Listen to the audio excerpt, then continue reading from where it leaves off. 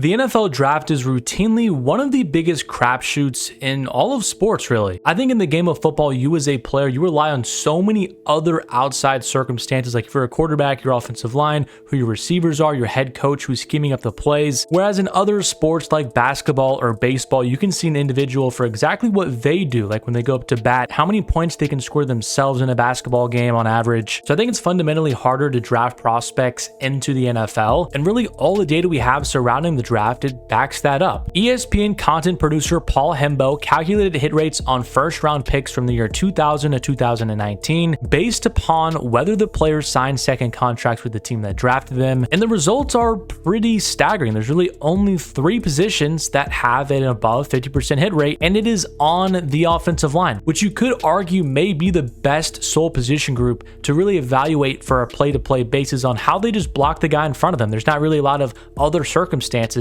It's you see the guy in front of you, block and make sure he doesn't hit the quarterback. So honestly, that does make sense for me. The quarterback position is around 46%, which I actually thought might be a little bit higher than I would expect. But I think partially you could say that is skewed because many teams offer their team a second contract that don't really deserve it, like Daniel Jones, for example, or Trevor Lawrence so far in Jacksonville. So I did a bit more research to further the scope than just second contracts as the bar for success. And since 1999, 74 quarterbacks have been taken in the first round of the NFL draft. And this is a little bit subjective because USA Today's Jim Sargent, he listed only 28 of those picks, which is 38%, wound up being franchise stalwarts, while 39 would end up being disappointments. This article was written before the 2024 NFL draft, so I don't think he had a verdict on Bryce Young, CJ Stroud, that draft class in 2023. But with the recent benchings of Bryce Young and Anthony Richardson, I'm already ready to say the 2023 NFL draft is one of the worst quarterback drafts in recent memory. Now, obviously, based off of the data that I did provide just a few moments ago, it's not like every single quarterback class is just absolutely loaded with talent, and then this class in 2023 was just subpar. If you go back to 2022, when Kenny Pickett was the sole quarterback drafted in the first round, that class looks really, really bad. Actually, the best quarterback from that class was the last pick in the draft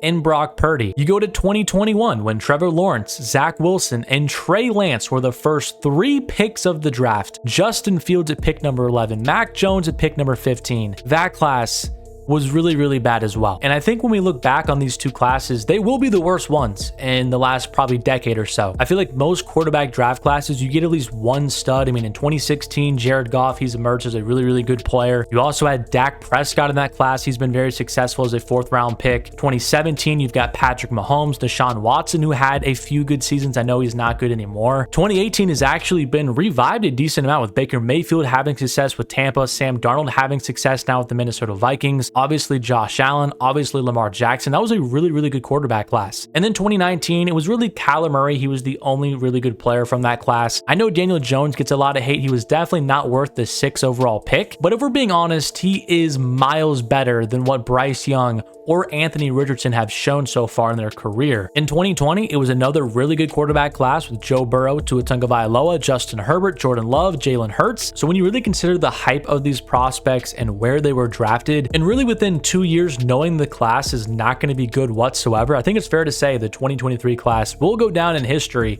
as one of the worst we've seen. And so I want to go into a handful of these quarterbacks and really talk about their situation, why things did not work out. I would say the 2023 draft class is really one of the first ones I gave my outspoken opinion about a decent amount of prospects, and I well documented my thoughts about most of those quarterbacks as well. So I want to start with the first overall pick, Bryce Young, who did attend Alabama and was really one of the most productive quarterbacks we've seen in the last decade or so. He put up a ton of numbers, Bama was always winning, and I wouldn't say Bryce was seen as like a generational quarterback. I mean, he was not viewed in the same lens as like Caleb Williams or even Trevor Lawrence coming out of Clemson, but he was definitely seen as like, okay, he is by far the #1 quarterback in this draft. There's really no debate about it. He was a special playmaker at Alabama that's going to translate very nicely to the NFL, and he's potentially going to be like a Drew Brees on steroids at the next level because of his movement ability. But I was somebody that pushed against that because I didn't see the physical characteristics of Bryce to really have that translate to the NFL. I compared him to like Kyler Murray, and Kyler Murray is a very short quarterback. I think he's around 5'10", maybe he's 5'9". I mean, he's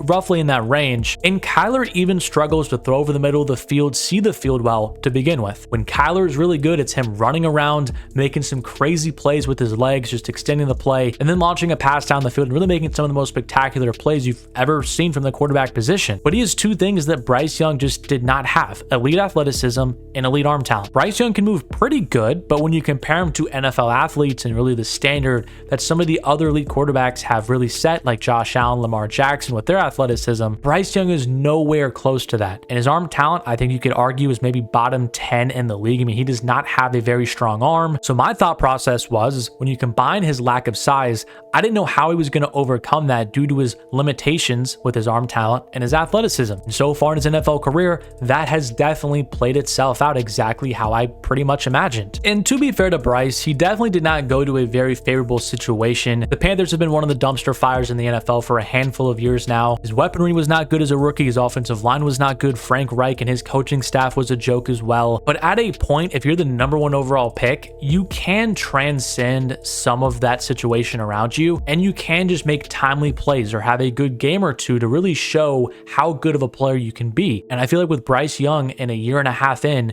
we have not seen really any of those moments. And so this year, after the offensive line got improved, after multiple weapons were brought in, after a new coach was brought in, and he looked arguably worse than he did as a rookie, it's like, what are we doing at this point? Why is he even out there playing? And then we get some confirmation bias when Andy Dalton steps in and the offense immediately gets better. The writing was kind of on the wall for Bryce Young. And he started this past Sunday against the Denver Broncos, was again not too good. He did throw for over 200 yards, had 2 touchdowns, but also 2 interceptions. And it's really still the exact same thing. What does he bring to the table that is elite or going to be top echelon in the NFL? He's not overly accurate. I see him sail passes and throw interceptions all the time because of his accuracy. He doesn't move around well. He doesn't have a strong arm. It's just he's a supremely limited player.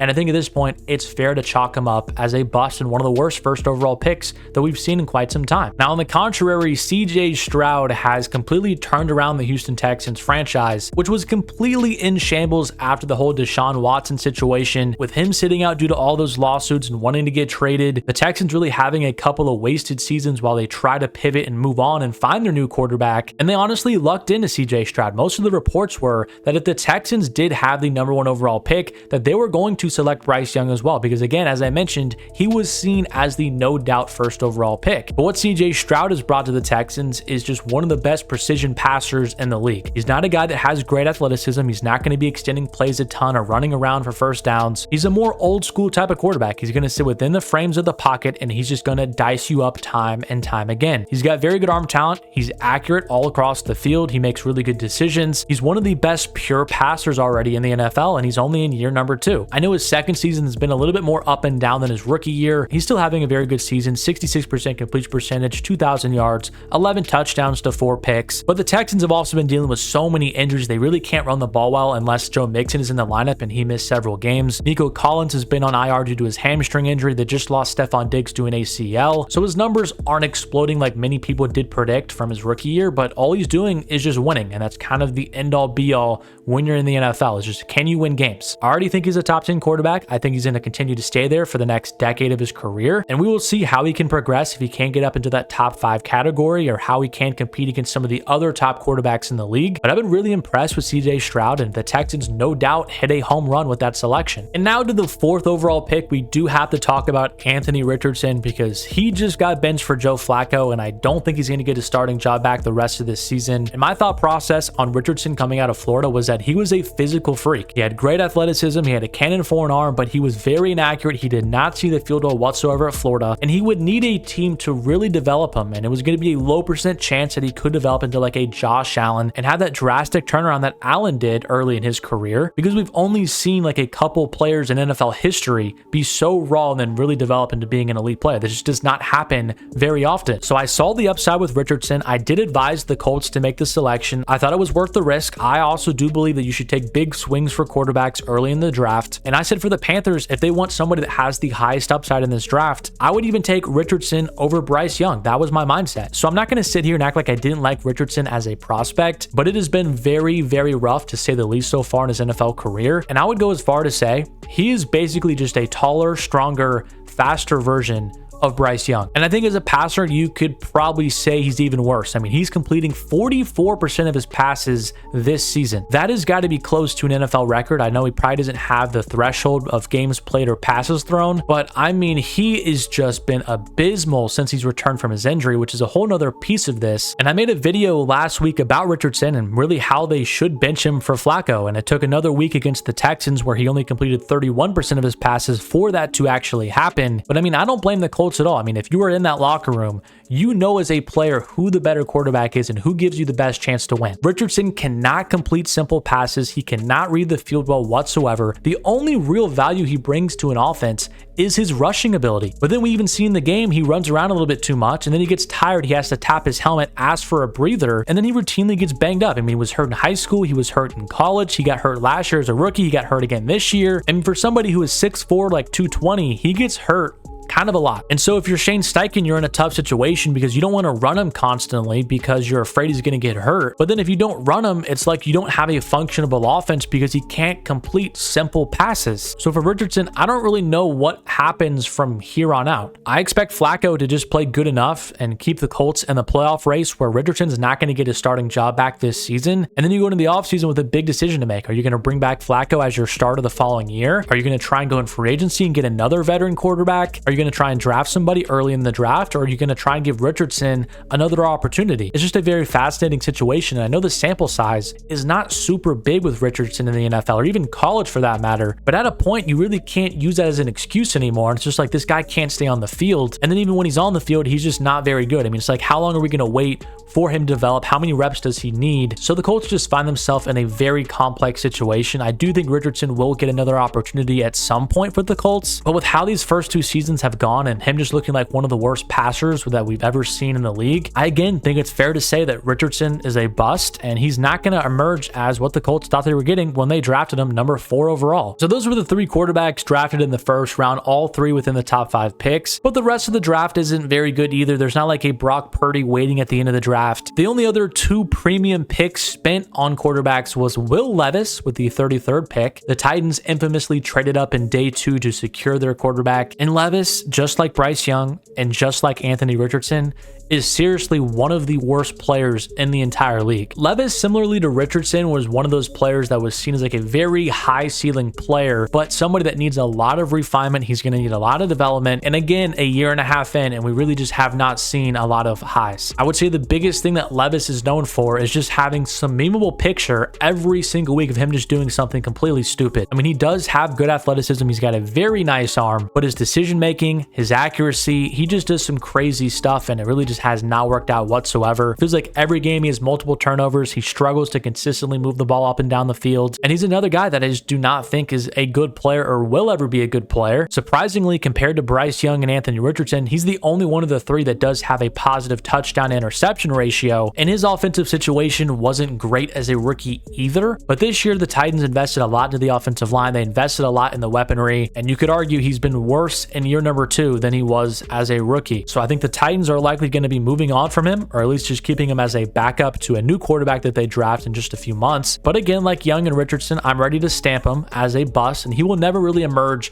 as a good quarterback. And taking him with the 33rd overall pick will go down as an awful selection. And the last quarterback was picked in the 3rd round. It was Hendon Hooker out of Tennessee. And in his last year in college, he was playing himself into maybe being a 2nd round pick or maybe into the late 1st. But then he tore his ACL, and that was a reason why he fell to pick number 68. But he hasn't been on the field whatsoever because the Lions have Jared Goff. There's really been no need for Hooker to step in. His rookie season, he really spent all the year rehabbing his knee injury. This year, he is the backup quarterback for the Lions. We did see him in preseason, and yeah, he was not very good either. I believe he also suffered a concussion in one of their preseason games because he was just running wild and took just a couple big shots. But it's kind of hard to judge him because he really hasn't played at all in the NFL. Maybe one day he'll get an opportunity if like Jared Goff misses some time, or maybe another team just gives him a chance if he ever becomes a free agent, or maybe somebody trades for him. But I think if you just play the odds of a 26-year-old in year number 2 who has not really had any NFL action, if you were a betting man, I think you would bet that Hendon Hooker will never develop into anything good. So in that draft, you had 5 premium pick quarterbacks Bryce Young, a generational bust. CJ Stroud, a really good pick. Anthony Richardson, a generational bust. Will Levis, a generational bust. And then Hendon Hooker, a big unknown, but probably not going to be anything good. The rest of the draft class is Jake Haener, Stetson Bennett, Aiden O'Connell, Clayton Tune, Dorian Thompson-Robinson, Sean Clifford, Jaron Hall, Tanner McKee, and Max Duggan. I think some of those guys will be career backups like Jake Haener, AOC, DTR. But yeah, a really, really bad quarterback draft. I think the 2024 draft, though, will kind of make up for it because there's a lot of players I believe in. I mean, Caleb Williams, Jaden Daniels, and Drake May have probably already all shown more than Bryce Young, Richardson, or Levis. But it just goes to show you just how tough the NFL draft is and that no early first-round pick is ever a lock to be any good whatsoever in the NFL. And if you're the Carolina Panthers or the Indianapolis Colts, this was an absolute disaster of a situation for you. And they're likely going to be trying their luck in the draft with a quarterback once again very, very soon.